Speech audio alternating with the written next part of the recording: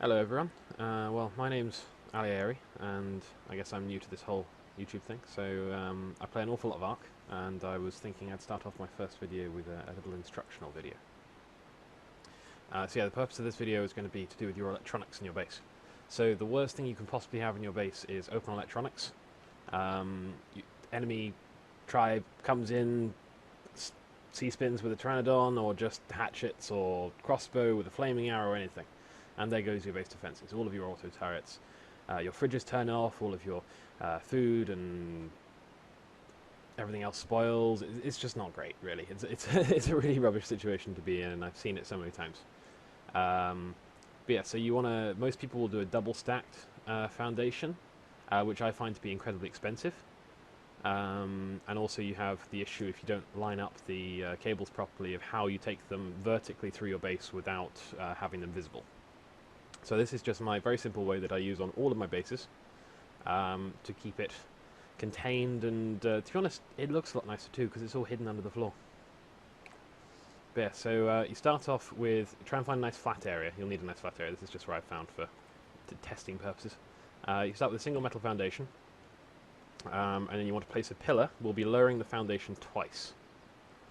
So center snap point, then you want another foundation to one side on the lower snap. Then you need to remove the original pillar. Place a new pillar on this foundation. However, you need to make sure it cycles to the lowest snap point, so you can use this with the Q key on the keyboard. And then you can place another foundation one snap lower. Now you remove the center pillar and foundation, and place another foundation at the lower level. So this is the basis of your electrical system. Now the next stage is you need to have a wooden ladder, or a metal ladder if you wish, depends how wasteful you want to be, to line up your electrical grid properly. So you stand on it, and now as soon as you get off, stop using your mouse to look around and just use the arrow keys without using left or right, and that will keep you lined up perfectly. And move left, obviously left and right with A and D rather than arrows. Next, take your cross-sectional cable, push it right up to, yeah,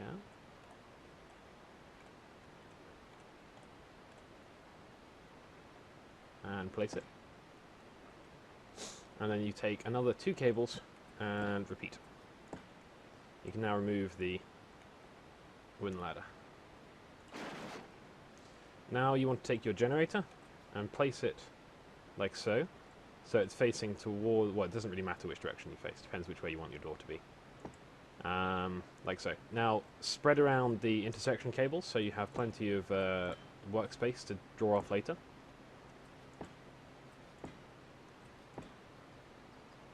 Now, at this point, I tend to like to put the electrical junction boxes down because I don't like all the joining cables all over my base. So I'm just going to put them all the way around the edge, so you can see how they'll be covered up afterwards. Note, you can still place them through the foundation if I try and place one under here. Just you have to be careful of which point it snaps to, that's all. And some in the middle. And that's how we do that. Now, the next part you want to do is finish off your foundations. So you basically want to encase everything around here in the upper snap point.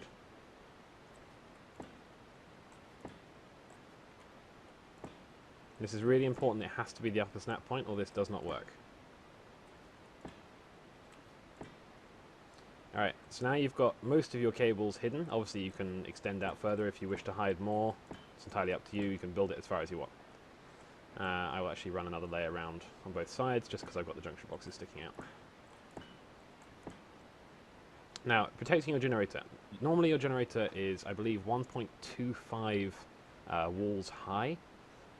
Which obviously means you normally have to do a 2 high room. However, because we've lowered it by 2, if we build the wall on the upper snap point on both sides, and then we place some ceilings on top, you'll notice that the generator is not visible, and it is not destructible through this ceiling because we have lowered it sufficiently so that you cannot attack the generator without coming into the room. So next point to do is to place some vertical pillars, electrical cables if you want them. You can obviously take the vertical cables off wherever you want. I just find it easier to have some here as a more central location. Depends how you build your base around this. Now the next step is to have some pillars in this ceiling. Now this serves for two purposes. One, it protects the cables. As you'll see, the cable lies perfectly in the middle of that pillar because of how we've snapped it together. And you can do this anywhere. So if I take, as long as you go to the center of a foundation like this, don't use the side, but a center, you can place your pillars and they will always perfectly cover your cables. But the advantage of doing it on this room is that although you can't build, I'm using this as the official settings by the way, so there is terrain clipping, you can't build inside other structures and things. You can't block that, but it will provide extra defensive value, which I'll show you in a minute. So yeah, now close off this room. So wall on one side, door on the other side. You can obviously double wall this if you want with the fence foundation, but you can't build on this lower snap point down here, because otherwise you'll have the top of the generator poking out. So yeah. And there you have a relatively secure generator room. If I turn it on quickly, just so we see, you still have access to the generator to put stuff into it. And all of your electrical cables are hidden. If I quickly place some more pillars to hide them off. So now anyone that raids this base cannot break the cables without either breaking first the foundations, the pillars, or actually breaking into here and detonating the generator itself. To test this purpose, I have come equipped with a rocket launcher. Always good to have a handy rocket launcher. So if I fire at a random foundation, you'll see that the foundation has not taken damage. Oh, there you go. The foundation has taken damage. Apparently I fired the wrong one. Alright, we'll start with the one more in the middle. There you go. It's easier to describe. So, there you go. This foundation has taken damage, but if I remove this foundation, the metal cables underneath are entirely intact and undamaged. The same goes for the pillars. If I fire at this pillar, you'll see the pillar is damaged. If I remove the pillar, the cable inside has 100% health. Now for this room, this is the interesting part. If I fire a rocket and it hit through in that door and it hits the pillar, the generator and the cable remains completely untouched. This is why I build this pillar here. So let's say from a distance you happen to leave the door open or they happen to break the door. There's a good chance that actually upon firing into the room, they don't break the generator. The generator is protected. It is, however, possible to break the generator if you fire at the generator down here, which I'll show you now. However, I think I might have run out of rockets. Yes, I have. Let's get some more rockets.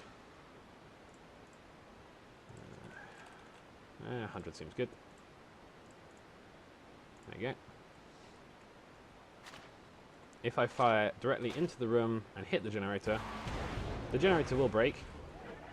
However, the cables still remain undamaged.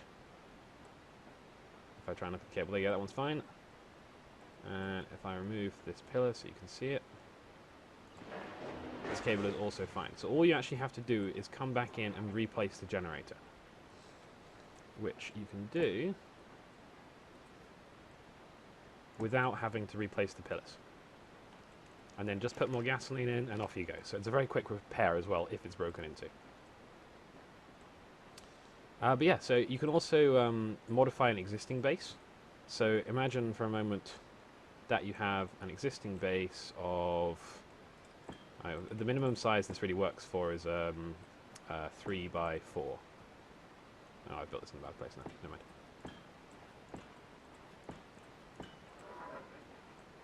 This will do.